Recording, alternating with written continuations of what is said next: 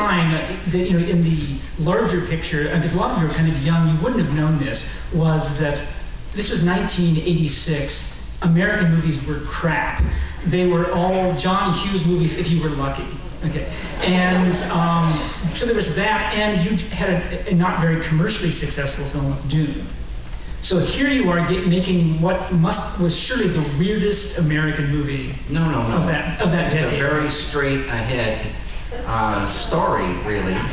Yes. And on Dune, I didn't have final cut, and I thought about going back into business with Dino De Laurentiis, but he promised me final cut, and I really had hit a low with Dune. So I had to cut the budget of Blue Velvet in half, cut my salary in half, but I got final cut.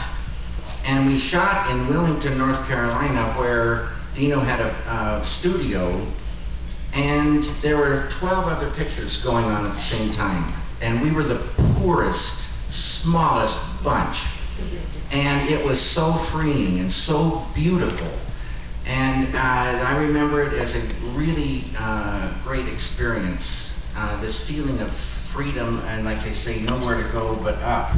And so it was a very beautiful thing. You worked famously, as people will know, with Dennis Hopper here. He seemed to have been in a down period too before the film. How was it working with him? Oh, Dennis was solid gold. Dennis, his name had come up, but as everybody knows, Dennis had a hair of a drug problem, and so he wasn't considered reliable. So, but everybody knew he was perfect, but the name had to be put aside. So I don't know when it happened, but Dennis's manager called and said, Dennis is clean and sober now, and he's done a picture, and you can talk to that director, and he'll tell you, how it was.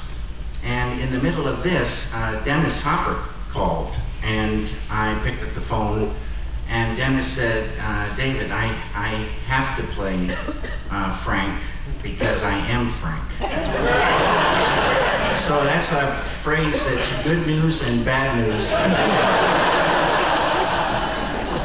And but Dennis was clean and sober, and he was so great to work with. Such a great role Dennis played, and